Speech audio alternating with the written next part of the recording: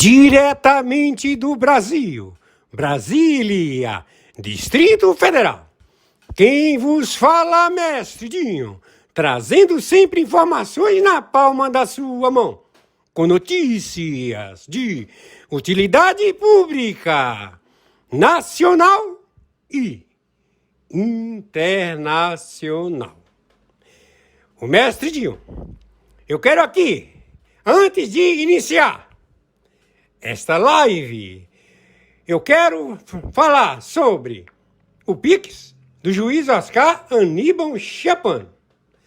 Pix, Oscar Aníbal Chapan, @gmail.com. Repito, Oscar Aníbal Chapan, @gmail.com.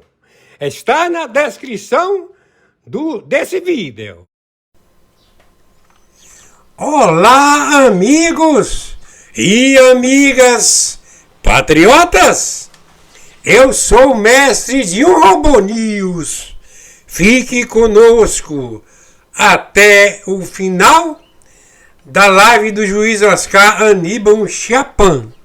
E na sequência, nós iremos assistir às matérias, aquelas matérias que o juiz Oscar Aníbal Chapan envia para o mestre Dinho Robô News todos os dias.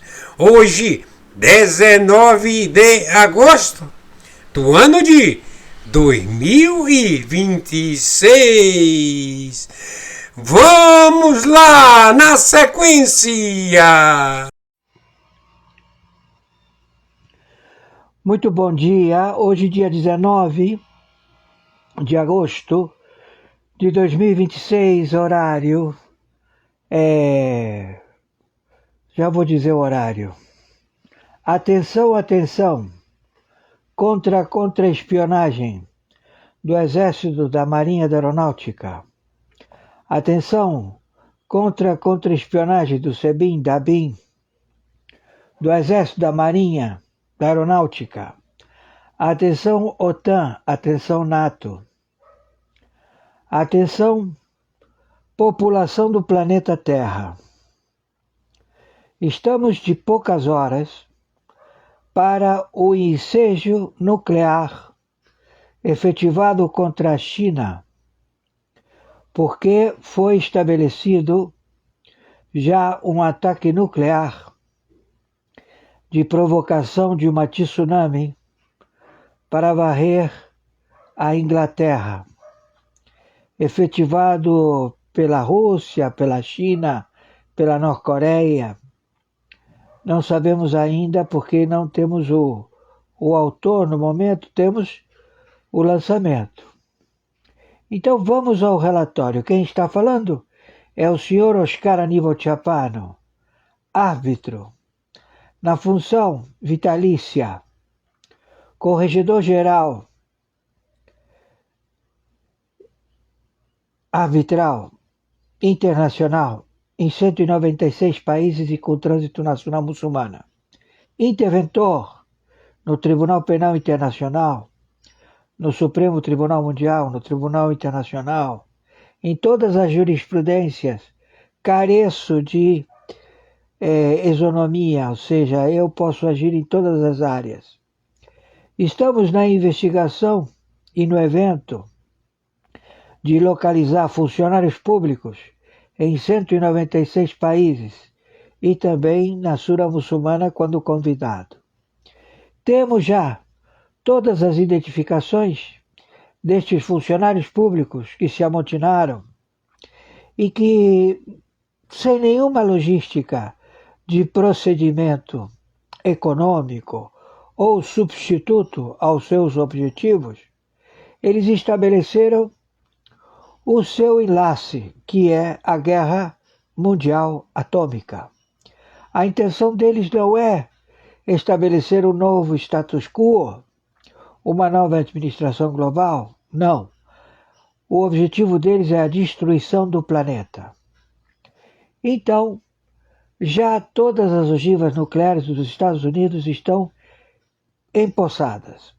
Não há forma de nenhum evento protocolar a destituição do Sr. Trump, presidente administrativo dos Estados Unidos da América, posto que estamos em guerra atômica nuclear em andamento. Então, não cabe nenhuma iniciativa para substituição, congelamento de medidas operacionais de defesa do planeta.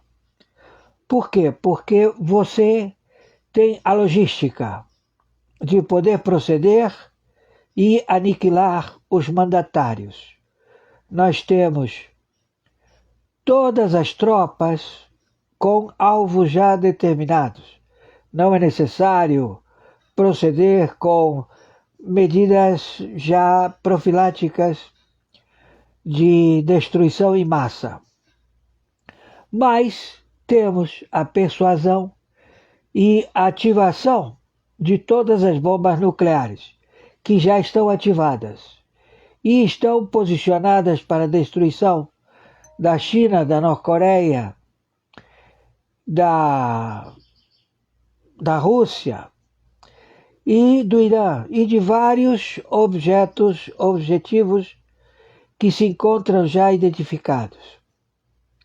Então, nós vamos proceder hoje, dia 19 de agosto de 2026, horário, vamos ver o horário aqui, 9 horas e 50 minutos, 9 horas e 50 minutos da manhã. Então, já foi lançado uma ogiva nuclear nas costas da Inglaterra, que procedeu com uma grande tsunami que invadiu as costas da Inglaterra, do Reino Unido, a Irlanda, enfim, e várias outras cidades, através desta tsunami. Então nós estamos procedendo de imediato com a posição profilática de dissuasão, ou seja, acabar com a guerra através de um cataclisma sem precedentes, já superado, né? Das duas bombas atômicas lançadas em Hiroshima e Nagasaki. Em realidade são 3. Mas essas duas tomaram maior propulsão. Então nós agora estamos, sem poder revelar os alvos, a objetivos profiláticos. Com relação ao Brasil, esse indivíduo que se faz chamar Luiz Inácio Lula da Silva, ele já não existe mais. Ele já é um detento a ser levado às barras da lei do Tribunal Internacional. Como também membros do Tribunal Penal Internacional que receberam suborno, receberam propina. A presidenta do Tribunal Penal Internacional, o seu fiscal também recebeu pagamento de Maduro, e também vários juízes do Tribunal Penal Internacional. E aqui no Brasil também. Então, nós já estamos com as medidas a serem tomadas hoje, dia 19 de agosto de 2026. As emissoras de televisão não estão mostrando em absoluto estes eventos que estão sendo mandados para vocês pela internet. Eles querem, porque querem, intimidar um procedimento contra a internet, contra os cabos de submarinos, que já estão obsoletos e que não adianta você colocar vários vales do silício que vão falir, ou seja, você não pelo fato de ter o terminal de codificação de dados que você vai poder se estabelecer e processar orientação aos usuários da internet. Então o Google ele adquiriu um potencial de terras para estabelecer o seu Vale do Silício na República Dominicana, que faz fronteira com o Tahiti, e que eles alegam que vão construir lá um polo de dados do Google e vão fazer o cabeamento por emissários submarinos de fibra ótica, obsoletos, torno a repetir, para querer comunicar com o cabo que é monitorado pela China, do Chile, e que vai até os Estados Unidos da América. Isso não vai acontecer, porque a espionagem chinesa já foi localizada, já foi identificada. Então, nós já estamos em guerra atômica nuclear contra a China, contra a Rússia, contra a Norte-Coreia, contra o Irã. É guerra atômica. Já soltamos as bombas atômicas. Elas já procederam a serem catalogadas. E eles procederam da mesma forma. Então, nós já estamos no combate. Com relação ao Brasil, haverá alvos onde se encontram armazenadas mísseis com supostas ogivas nucleares no Nordeste e que estão acauteladas nos bunkers do Exército da Marinha e da Aeronáutica brasileiros. Então, será alvo de mísseis e também bombardeios toda a área militar do Exército da Marinha e da Aeronáutica, posto que eles não se manifestam e alegam que se os Estados Unidos querem invadir o Brasil, fiquem à vontade, pode invadir o Brasil, pode combater o narcotráfico, pode acautelar os militares narcotraficantes subordinados ao Irã, pode proceder imediatamente a este espia chinês, conhecido como Moacir, que ocupa a carcaça de Luiz Inácio Lula da Silva. Ele é um impostor, é um plágio. E que ele já está, neste momento, já deve estar preso. Ou já capturaram ele, já levaram ele. Então, nós estamos observando todo este monitoramento, como também o primeiro e segundo escalão. Estão reunidos em Brasília para ver uma possibilidade de deixar disso, vamos esquecer tudo isso. Não. Não tem nada que esquecer. Se trata de um terrorista conhecido como Luiz Inácio Lula da Silva, a cabeça da serpente da Orcrim, Foro de São Paulo, Grupo de Puebla, e José Disseu. E também vários deputados federais, vários senadores que receberam treinamento em Cuba, em Angola, e que estão catalogados como terroristas globais, narcotraficantes. Então, todos esses têm a captura já determinada ou diretamente o abate. Também a máfia internacional está a fazer a limpeza destes elementos que estabeleceram uma forma de lavar o dinheiro para comprometer o narcotráfico global e a máfia ser colocada como os principais suspeitos.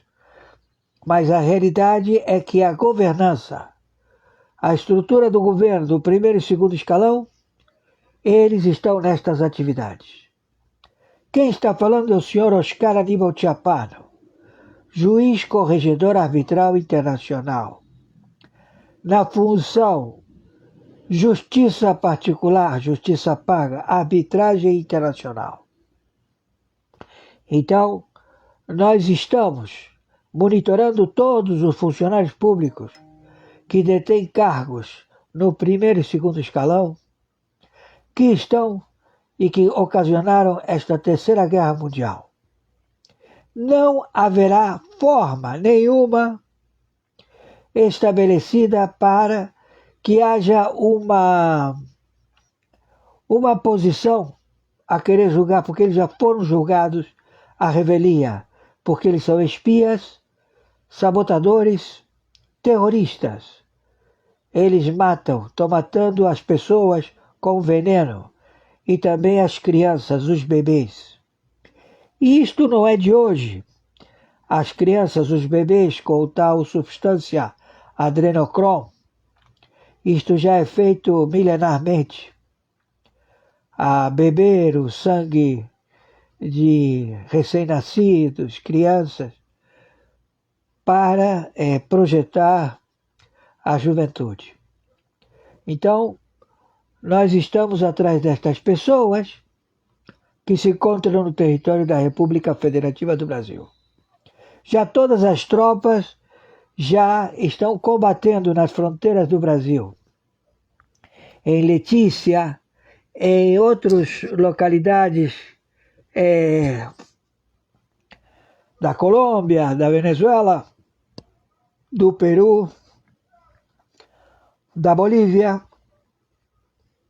do Paraguai, do Uruguai e das fronteiras com a Argentina, porque esses terroristas, eles invadiram o Brasil para se estabelecer no território otorgado por Gilmar Mendes. Gilmar Mendes otorgou glebas de terras, alegando que é de propriedade indígena.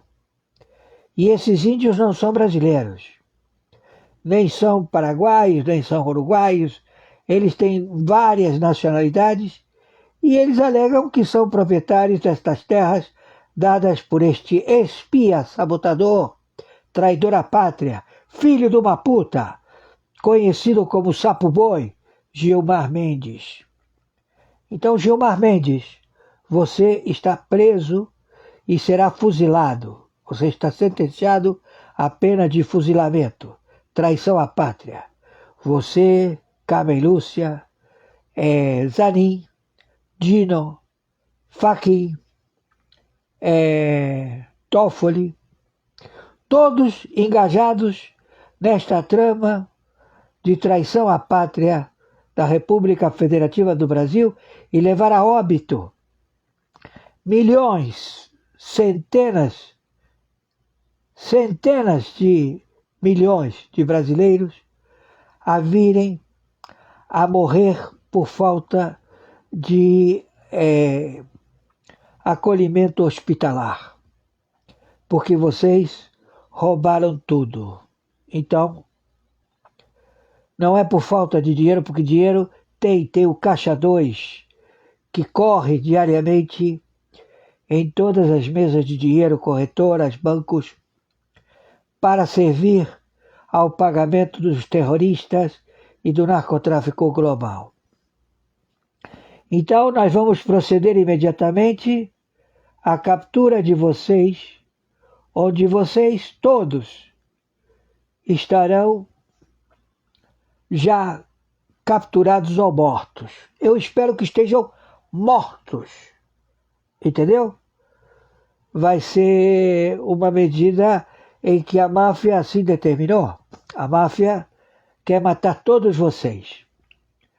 Então se preparem para morrer, seus filhos da puta. Estamos entendidos? Políticos de carreira. Partidos políticos filhos da puta. Todos vocês, senadores, deputados, governadores, vereadores, todos os filhos da puta. Entenderam? O judiciário. Todos vocês que receberam propina e que se prestaram a esta traição à pátria. não haverá clemência. Entenderam? Estou sendo claro? Então aí estamos. Então as bombas atômicas já foram lançadas e agora estamos vendo o desfecho. E não é com notícias da mídia dizendo que o artigo 25 vai determinar a cassação da administração do Sr. Trump em tempo de guerra. Isso é impossível. Não existe. Ouviu? Porque nós já estamos em guerra atômica nuclear em andamento. Não é que vai começar, já começou há muito tempo atrás. Vocês é que não estão sabendo. Então, como acabou o período de negociações, porque não houve, então nós agora vamos erradicar, vamos tirar todos estes assassinos, filhos da puta, que estão roubando o povo brasileiro e a população global, do planeta inteiro. Porque vocês querem escravos e vocês querem viver como bem apessoados, bem remunerados. Não, não tem isso. Vocês são os filhos da puta ladrões que fazem qualquer coisa por dinheiro. Então nós vamos fazer vocês pagarem por tudo isto. Meu Pix de sobrevivência é meu e-mail, oscaranibaltiapano@gmail.com. Meu Pix de sobrevivência é meu CPF, 510-466-447-34. Meu Pix de sobrevivência é meu telefone celular, 2199-742-0789. Eu quero dizer a vocês que vocês se meteram contra a internet foi a pior opção que vocês tiveram na vida, porque vocês aí estão brigando com a tecnologia. E a tecnologia, ela sabe quem é o seu inimigo. E a IA já identificou vocês. Então vocês são alvos da internet. Entenderam? Mesmo que haja uma ordem de que vocês são intocáveis, que não podem ser tocados, sinto muito, vocês já são defuntos, estão andando na superfície porque ainda não se deram conta de que vocês já deixaram de existir. Entenderam, seus filhos da puta? Então é isso que está acontecendo no planeta. Tá bom? E claro, como você aqui não vê, porque não passa na televisão, passam os cômicos dizendo: olha, mataram uma criança, bom, vamos para outra notícia. Olha, mataram uma mulher, bom, vamos para outra notícia. Ou seja, para eles parece que fosse uma brincadeira. Não há ninguém constrangido. Todo mundo anuncia os assassinatos como se fossem coisas triviais. Entendeu? Então, a coisa está muito mal. E é por causa dos âncoras das televisões. E vamos pegar vocês, que têm as concessões das televisões. Vamos pegar vocês, porque vocês já foram identificados. E vamos proceder imediatamente. Vocês não fazem a notícia ser transmitida no momento que ela acontece, porque vocês dizem que tem que ter comprovação. Vocês têm uma central no Sumaré, que é onde estão a central de todas as notícias, e lá vocês dizem: isso aqui a gente fala, isso aqui a gente não fala. Então agora você vai pegar todas essas notícias do Sumaré e vai me enfiar no cu. Entenderam, seus filhos da puta? Porque vocês são obsoletos. Vocês estão brincando com a verdade, vocês estão mantendo a população enganada, distraída com futebol, drogas, bebidas e putaria. Enquanto isso, vocês estão roubando, estão matando-se entre vocês. Então agora nós vamos acelerar esse procedimento. Hoje, dia 19 de agosto de 2026, horário 10h08. Por favor, viralizem isto o máximo possível. Ok? Já há tsunami varreu com vários países. Vamos ver agora como se procede com relação ao resto do planeta, se vamos proceder com este extermínio. Por favor, viralize esto. El submarino iraní Fateh deslizaba su casco silenciosamente entre las corrientes frías del fondo.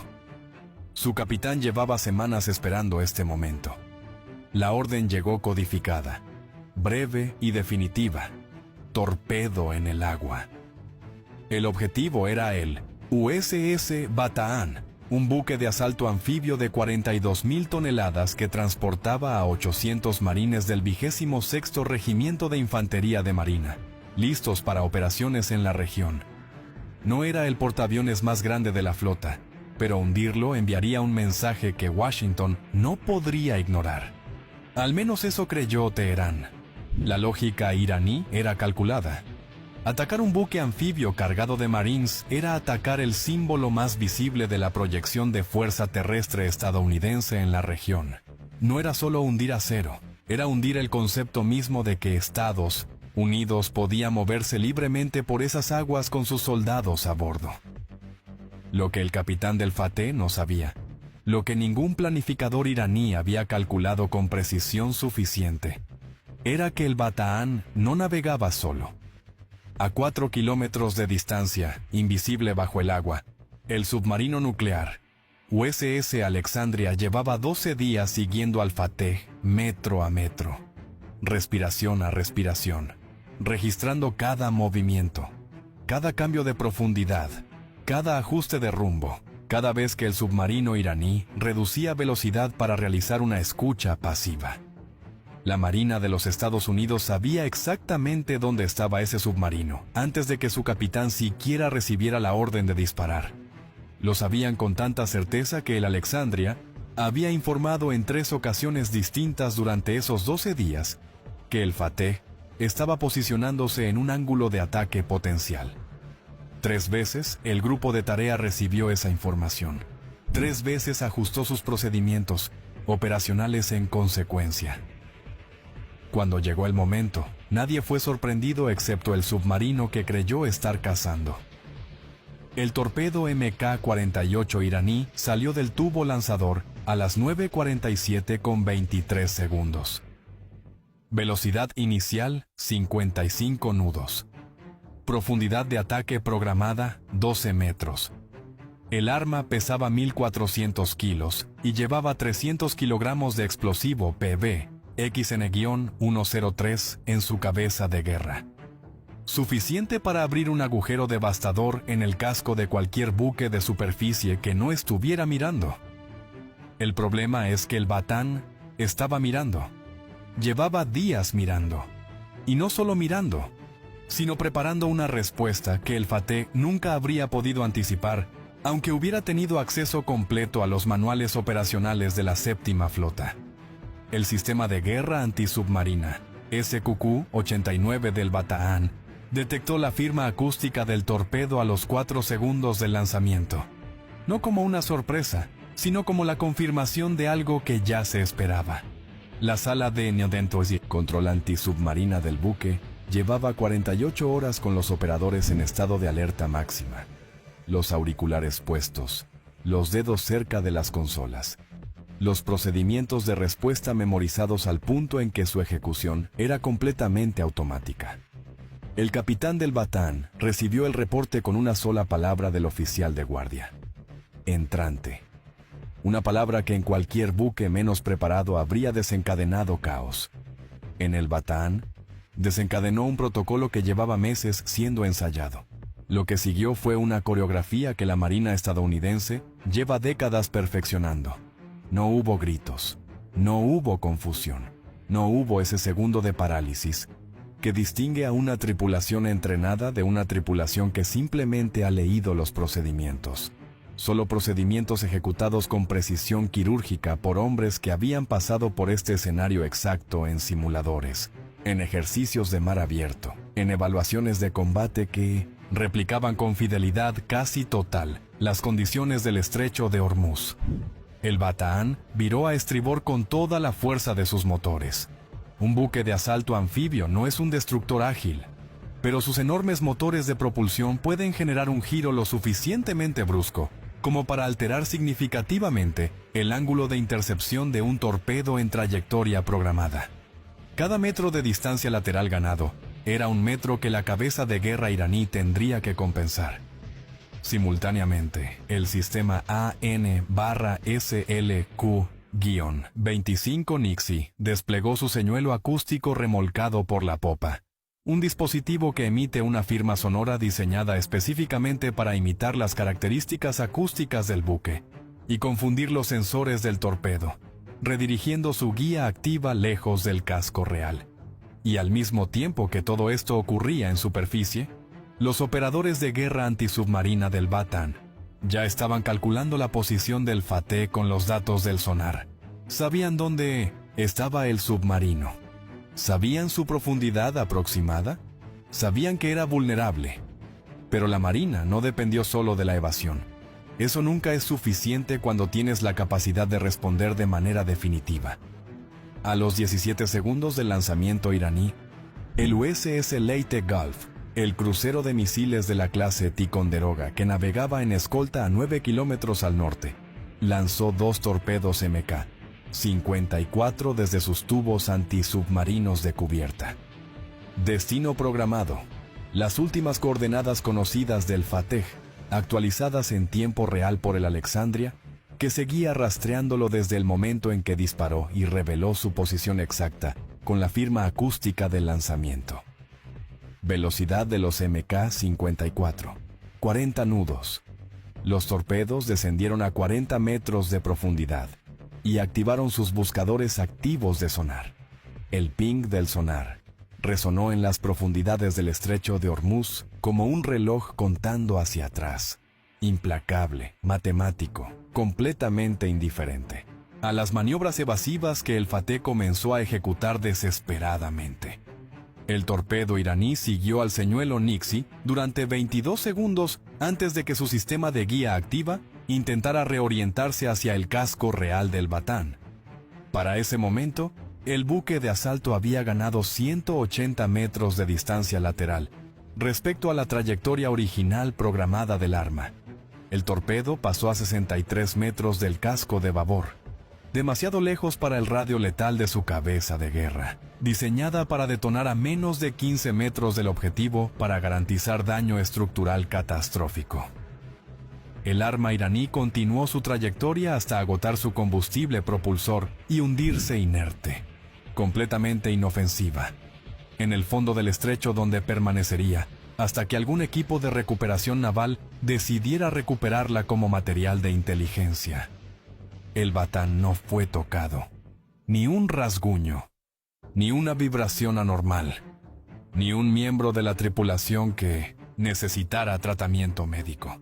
Mientras tanto, el capitán del Fateh comprendió en cuestión de segundos que algo había salido terriblemente mal. La firma acústica de los torpedos MK-54 en el agua es inconfundible para cualquier operador de sonar con entrenamiento básico. Los torpedos estadounidenses ya estaban en el agua, aproximándose a 40 nudos, antes de que él pudiera procesar completamente lo que estaba ocurriendo. Ordenó una inmersión de emergencia a 60 metros y un cambio de rumbo de 90 grados hacia las aguas más profundas del Canal Central, buscando usar la termoclina y el ruido ambiental del tráfico marítimo para dificultar el seguimiento. Pero el MK-54 no es un arma que se confunde fácilmente con maniobras básicas de evasión. Su buscador activo actualizó la posición del Fateh en tiempo real, mientras el submarino iraní descendía desesperadamente hacia las aguas más profundas del canal, con sus motores al máximo y su tripulación aferrada a Nafoasa. Los soportes, mientras el buque ejecutaba maniobras que rozaban los límites estructurales del diseño. Suscríbete al canal porque lo que ocurrió en los siguientes 90 segundos bajo el agua del estrecho de Hormuz es algo que los analistas militares llevan meses estudiando en detalle y que cambia por completo la forma en que entendemos la guerra submarina moderna en aguas restringidas. El primer torpedo MK-54 detonó a 4 metros del casco del Fateh, en su sección central de babor. No fue un impacto directo sobre el casco, pero no necesitaba hacerlo para ser completamente devastador. La física del agua no perdona. Una detonación de 300 kilogramos de explosivo PBXH-3 expandiéndose en un medio incompresible, como el agua genera una burbuja de presión que colapsa sobre sí misma en milisegundos, creando una onda de choque secundaria llamada efecto de burbuja pulsante, que puede causar daño estructural a un casco a distancias de hasta 10 metros del punto de detonación. El casco del Fateh absorbió esa onda a 4 metros. Los mamparos de la sección central cedieron parcialmente. Los sistemas de propulsión fallaron instantáneamente por el cortocircuito generalizado en los paneles eléctricos. El reactor entró en protocolo de apagado de emergencia automático, tal como fue diseñado para hacer ante cualquier anomalía de vibración severa. El Fateh quedó sin propulsión a 58 metros de profundidad, oscilando lentamente, con agua comenzando a filtrar por las juntas de los mamparos dañados, a una tasa que los sistemas de control de daños a bordo no podían compensar indefinidamente. El segundo torpedo, MK-54, estaba a 90 segundos de impacto cuando llegó la señal de emergencia del Fateh. El submarino iraní emitió una baliza de socorro en la frecuencia de emergencia internacional establecida por el convenio SOLAS. El capitán sabía exactamente lo que eso significaba en términos operacionales y diplomáticos. Significaba rendición efectiva. Significaba que sus hombres tenían quizás 20 minutos, tal vez menos dependiendo de la tasa de filtración, antes de que el Fateh alcanzara profundidades y condiciones incompatibles con la supervivencia de la tripulación dentro de un casco progresivamente comprometido. El USS Alexandria recibió la señal de emergencia y la transmitió inmediatamente al Leyte Gulf con su evaluación de situación. Submarino iraní inmovilizado, emitiendo socorro, tripulación en riesgo, ninguna amenaza operacional residual. El segundo torpedo MK-54 recibió una orden de aborto a los 62 segundos de su trayectoria y desvió su curso hacia el fondo. La Marina estadounidense no necesitaba hundir definitivamente el Fateh.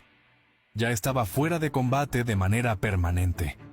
Y una tripulación de 63 hombres que no podía rescatarse a sí misma con los medios a bordo, representaba exactamente el tipo de situación humanitaria que Washington no estaba interesado en convertir en un incidente de proporciones mayores, no porque la ley de la guerra lo exigiera de manera absoluta, sino porque la imagen de los Estados Unidos rescatando a los mismos marineros que habían intentado atacarlos era, estratégicamente hablando, mucho más poderosa que el fondo del Golfo lleno de acero iraní. Lo que ocurrió en las siguientes 2 horas fue tan revelador como el combate mismo, y en cierto modo más importante para entender la naturaleza real del poder naval moderno. El buque de rescate iraní Naji tardó 40 minutos en llegar a las coordenadas de emergencia transmitidas por el Fateh. Durante esos 40 minutos, el Fateh estuvo completamente solo, con su tripulación trabajando contrarreloj para mantener el buque estabilizado, mientras la presión del agua seguía empujando por las juntas comprometidas. Los ingenieros de a bordo sellaron manualmente 3 mamparos secundarios para ralentizar la filtración. Los sistemas de oxígeno de emergencia se activaron para compensar el corte del sistema principal. 63 hombres esperaron en un submarino dañado, en el fondo de uno de los estrechos más transitados del mundo, sabiendo que el mismo grupo de tarea que acababa de destruir su capacidad de combate era la única fuerza naval en la zona con capacidad de buceo profundo suficiente para rescatarlos si el Naji llegaba tarde. Esa realidad no escapó a ninguno de los 63 hombres a bordo. Los buzos iraníes del Naji trabajaron durante 90 minutos para transferir a la tripulación mediante una secuencia controlada de esclusas de emergencia. 61 hombres fueron evacuados con vida. 2 murieron por traumatismos graves sufridos durante el impacto de la onda de presión. El oficial de propulsión de guardia, que estaba directamente adyacente al mamparo central, cuando detonó el MK-54 y un técnico de torpedos que sufrió un traumatismo cráneoencefálico severo por el impacto contra la estructura interna del buque durante las maniobras evasivas de emergencia. El Fateh fue abandonado por última vez a las 11:43 de la mañana y hundió definitivamente a las 12:19, a 54 metros de profundidad, en el sector más estrecho del canal de navegación principal del estrecho de Hormuz, donde permanece hasta hoy como el obstáculo de navegación más caro que Irán ha creado involuntariamente en sus propias aguas estratégicas. Pero los marines del Bataan nunca detuvieron sus operaciones durante ninguno de esos 92 minutos. Eso es lo que más importa entender cuando se analiza este incidente en su dimensión estratégica completa.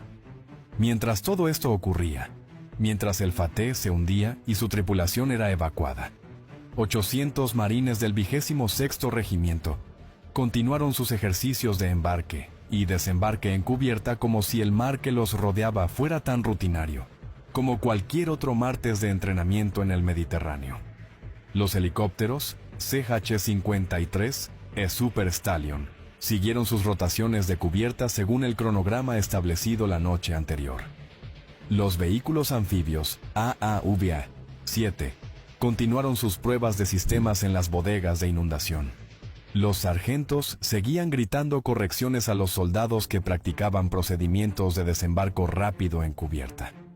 El capitán del Bataan hizo un anuncio breve a la tripulación, informando que habían neutralizado una amenaza submarina en coordinación con unidades de escolta. Y luego el buque continuó su rumbo programado como si la mañana no hubiera tenido absolutamente nada de extraordinario. Porque para la Marina de los Estados Unidos, operativamente hablando, no lo tuvo. El análisis que siguió en las horas y días posteriores al incidente fue meticuloso y revelador en igual medida, no solo para los estrategas estadounidenses, sino para todos los observadores militares serios de la región.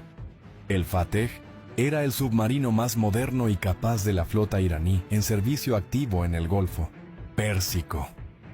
No era un diseño soviético de los años 70 reciclado y mínimamente actualizado, como gran parte del inventario naval iraní.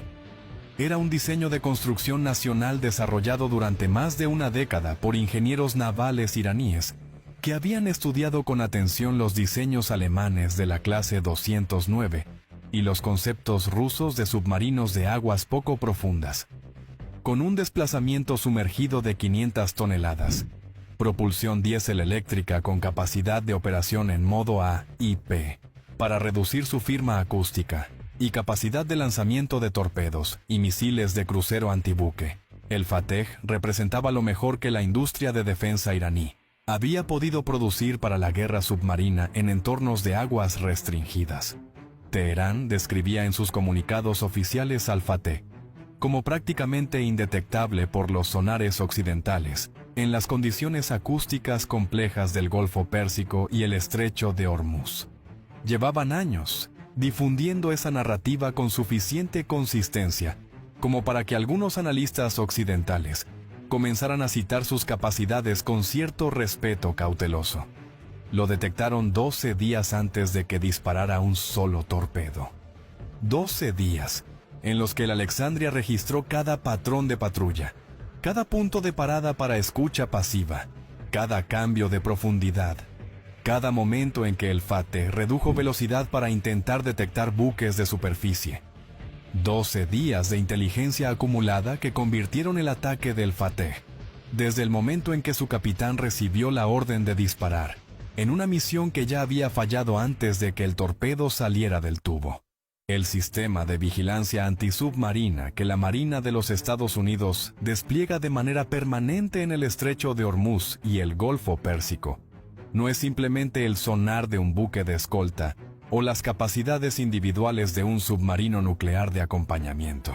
Es una arquitectura de inteligencia integrada de múltiples capas que funciona de manera continua, independientemente de si hay o no una crisis activa en la región. Boyas, sonares pasivas, SOSUS de nueva generación ancladas en puntos estratégicos del fondo del estrecho, que registran y transmiten datos acústicos en tiempo real a centros de procesamiento en tierra. aeronaves de patrulla marítima P-8 Poseidón, que vuelan patrones de vigilancia constantes sobre el Golfo, lanzando boyas sonares activas y pasivas, y procesando los datos a bordo con sistemas de inteligencia artificial, capaces de identificar la firma acústica única de cada submarino conocido en la región, tan distinta como una huella dactilar. Submarinos nucleares de la clase Virginia, que operan con niveles de ruido acústico tan bajos que son esencialmente invisibles para la tecnología de sonar disponible en la flota iraní, y satélites de vigilancia marítima que rastrean el movimiento de superficie de todos los activos navales en la región con resolución suficiente para identificar el modelo exacto de un buque, por su perfil de superestructura. Cuando el Fateh salió de su base naval en Bandar Abbas, encendió sus motores diésel para el tránsito inicial y se sumergió al entrar en las aguas operacionales del estrecho. Entró en esa red sin saberlo, y la red nunca lo perdió, ni cuando redujo su velocidad a 3 nudos para minimizar el ruido, ni cuando intentó esconderse bajo una capa de temperatura que, en teoría, dificulta la propagación del sonar, ni cuando detuvo completamente los motores durante 2 horas en el fondo para realizar una escucha pasiva.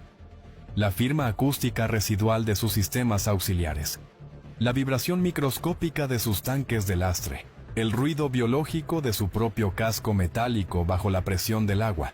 Todo eso era suficiente para que el Alexandria lo mantuviera localizado con margen de error de menos de 50 metros en todo momento.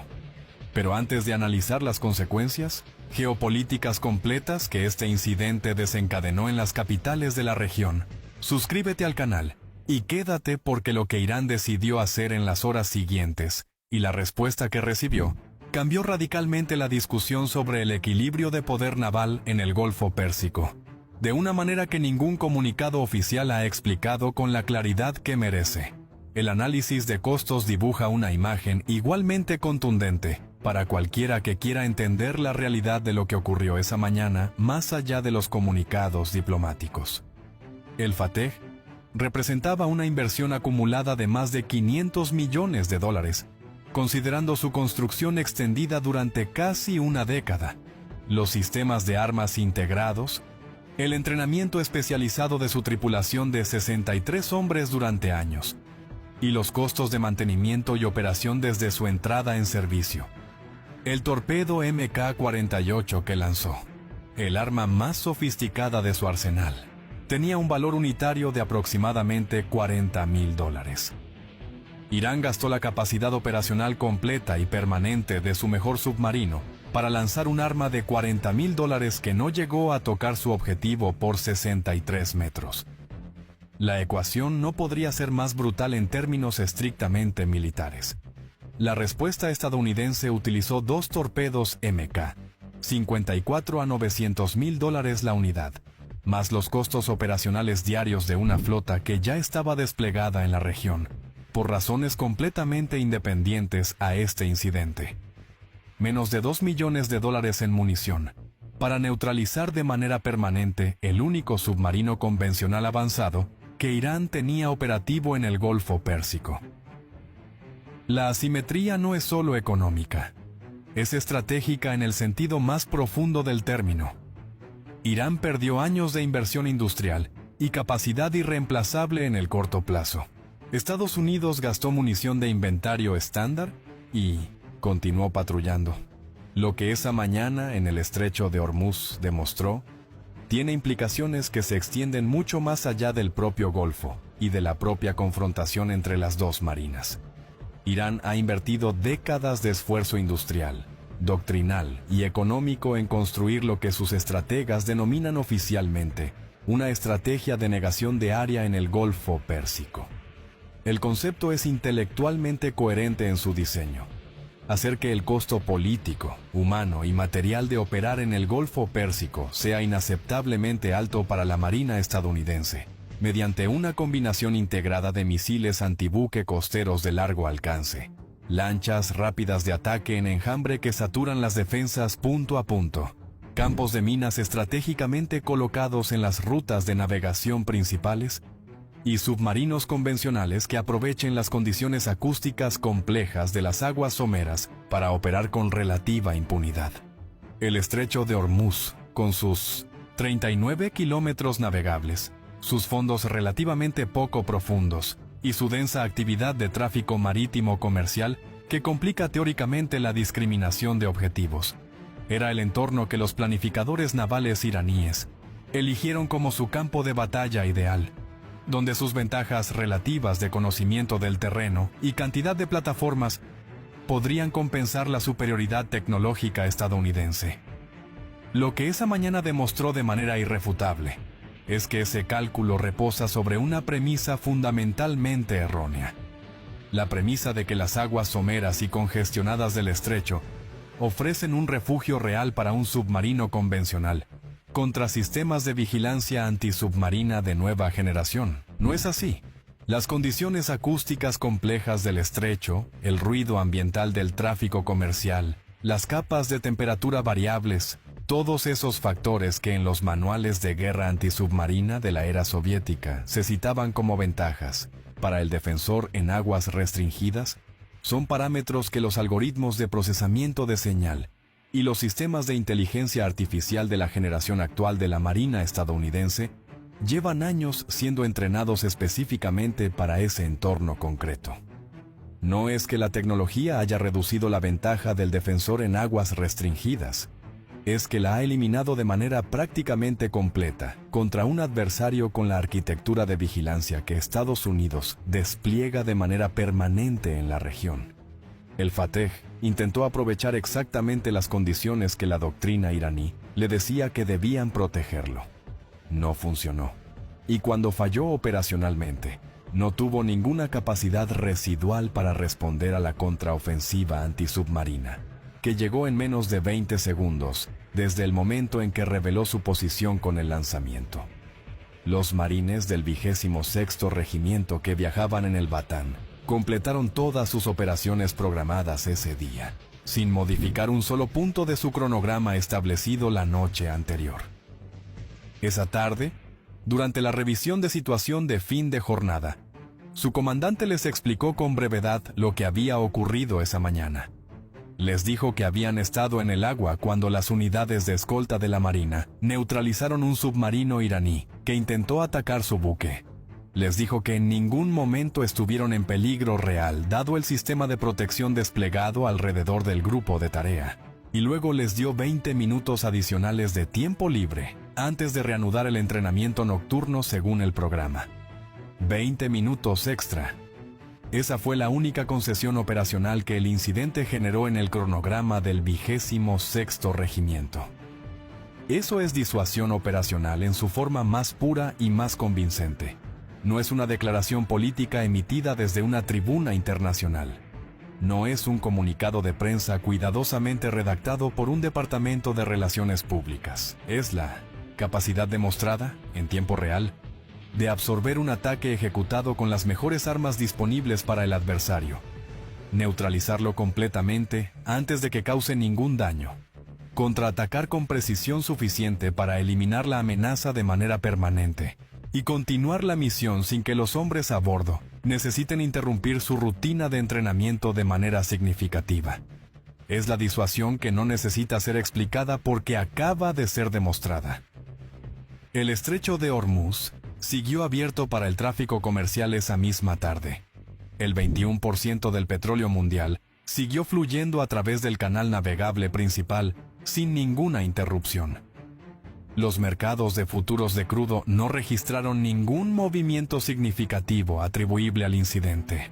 61 marineros iraníes fueron rescatados con vida por sus propios compatriotas y repatriados. Y un submarino que la propaganda oficial de Teherán describía como el terror silencioso del Golfo Pérsico descansa ahora en el fondo de ese mismo estrecho, a 54 metros de profundidad, convertido en el monumento más costoso y más elocuente a la diferencia real entre la capacidad publicitada y la capacidad demostrada cuando se enfrenta a una de las arquitecturas de guerra antisubmarina más sofisticadas y más densamente desplegadas del planeta. Algunas lecciones militares solo se aprenden completamente cuando el agua fría ya está entrando por el casco y los sistemas de emergencia están al límite. Esta en particular costó $500 millones. El mejor submarino de la flota y 63 hombres en el agua esperando rescate. Y los marines del Bataan llegaron a su destino programado a la hora prevista, sin una sola baja, sin un solo cambio en el cronograma de operaciones, como si la mañana hubiera sido completamente ordinaria. Porque para la Marina de los Estados Unidos en el estrecho de Hormuz ese día, en todos los sentidos operacionales que realmente importan, lo fue. Suscríbete al canal si te ha gustado el video y activa la campanita para no perderte los próximos análisis sobre operaciones militares modernas que están definiendo el futuro del conflicto naval en el siglo XXI. O comandante-geral da Polícia Militar de São Paulo entrou numa reunião com o governador Tarcísio de Freitas e saiu pedindo demissão. O motivo estava num depoimento à corregedoria. O promotor Lincoln Gáquia, do GAECO, afirma ter levado até Coutinho, então tenente-coronel, um áudio que provava que policiais da rota vendiam informações ao PCC. Isso foi em 2021, quando Coutinho comandava a rota. Segundo Gáquia, nenhuma providência foi tomada. 4 anos depois, ele não foi afastado. Em abril de 2025, foi promovido a comandante-geral de toda a Polícia Militar de São Paulo, o cargo mais alto da corporação. Ficou nele até abril deste ano.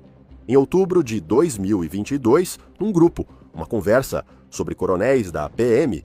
Logo depois, alguém envia a foto de uma sacola de dinheiro e o valor, R$270 mil. A Polícia Federal avalia a hipótese de que os recursos... Olha a bomba que saiu na mídia internacional sobre o Brasil, do governo Lula. O documento já tá com o Trump. Refinarias brasileiras abastecem grupos terroristas. Já tá tudo provado, já tá documentado e saiu na mídia internacional. Ou seja, o Lula está com os dias contados. Refinarias ligadas à Petrobras, principalmente a Rio Grandense, abastecem grupos ligados a esquemas terroristas, esquemas de fraude. Refinarias brasileiras da Petrobras venderam mais de 100 milhões de litros de nafta para grupos ligados ao PC. Isso mesmo, gente. Eles misturam nafta, gasolina, né, porque é mais rentável. E a Petrobras está envolvida nisso aí. Principalmente a Rio Grandense, a refinaria lá do Rio Grande do Sul ligada à Petrobras. E o governo Lula, obviamente, está envolvido, porque a Petrobras é uma estatal. E como a nafta é mais rentável do que a gasolina, os criminosos misturam as duas, a gasolina e a nafta, para aumentar o lucro nos postos de gasolina das facções, né, das facções que foram consideradas terroristas pelo Trump. Ou seja, Lula não queria que essas facções fossem consideradas terroristas e agora são. E além de tudo, quem abastece nesses postos aí, que a gente não sabe qual posto que é, né, que é tomado por facções criminosas, tem o risco de danificar o motor do seu carro, porque é misturado com nafta, a gasolina. Agora o larápio tá lascado, porque essa documentação já tá nas mãos do Trump. Agora vamos ver o que eles vão fazer, né? Se eles vão agir sobre isso, porque é um caso muito sério. O ministro Alexandre de Moraes respondeu agora há pouco às sanções anunciadas pelos Estados Unidos.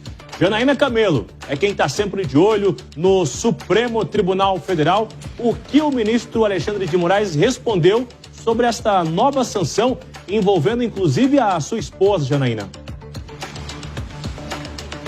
Pois é, a repercussão aí forte, viu, Bruno? Principalmente ali dentro do STF. Não só o ministro Alexandre de Moraes, alvo aí, mas também o ministro Flávio Dino acabou de se pronunciar. O próprio STF, a instituição STF também se manifestou. A gente vai colocar na tela agora essa manifestação do ministro Alexandre de Moraes com relação a essa aplicação ali, né, com base na lei Magnitsky, a esposa dele, Viviane Barci de Moraes, e o ministro diz exatamente assim. Ele diz que é ilegal e lamentável a aplicação da lei à esposa dele, que não só contrasta com a história dos Estados Unidos de respeito à lei e aos direitos fundamentais, como também violenta o direito internacional, a soberania do Brasil e a independência do judiciário. E aí o ministro segue dizendo que a independência do judiciário Coragem institucional e defesa da soberania nacional fazem parte do universo republicano dos juízes brasileiros que não aceitaram coações ou obstruções no exercício da sua missão constitucional conferida soberanamente pelo povo brasileiro. Segue dizendo que as instituições brasileiras são fortes e sólidas, que o caminho é o respeito à Constituição, não havendo possibilidade constitucional de impunidade, omissão ou covarde apaziguamento. E aí ele diz que, como integrante do STF, vai continuar a cumprir a missão constitucional de julgar com independência e também imparcialidade.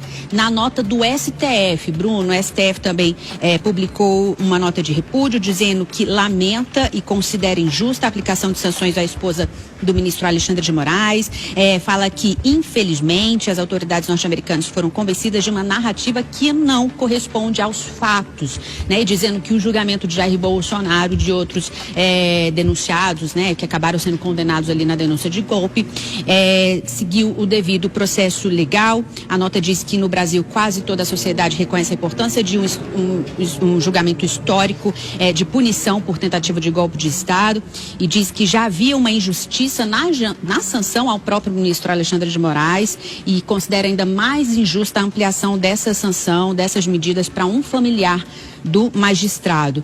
Quem também se pronunciou de novo, porque já havia se pronunciado agora há pouco, anteriormente, foi o advogado-geral da União, Jorge Messias. Num novo post nas redes sociais, ele disse que, abre aspas, quando o Estado ataca um advogado por exercer a defesa do seu cliente, no caso ali, ele, né, com relação ali ao Brasil, fica evidente que os princípios fundamentais do Estado Democrático de Direito foram gravemente violados. Ele está se referindo ao fato ali do visto norte-americano dele ter sido revogado, foi uma das sanções aplicadas hoje.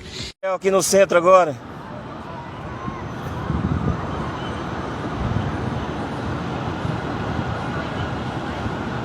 Misericórdia, Senhor. É muita fumaça, muito fogo.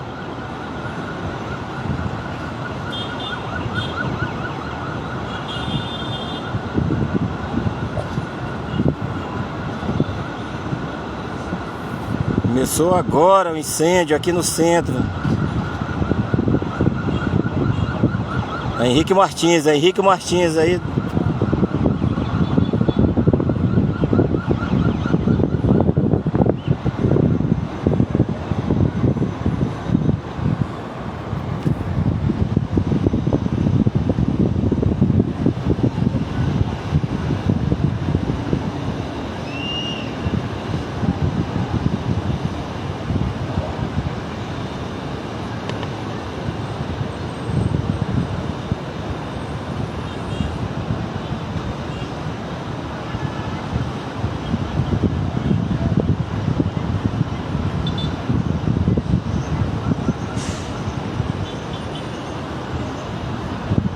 Bomba, Lulinha e Roberta Luxemburg, descobertos pela Polícia Federal praticando atos de tráfico de influência e corrupção e planejando morar na Suíça com o dinheiro do povo brasileiro sofrido e trabalhador.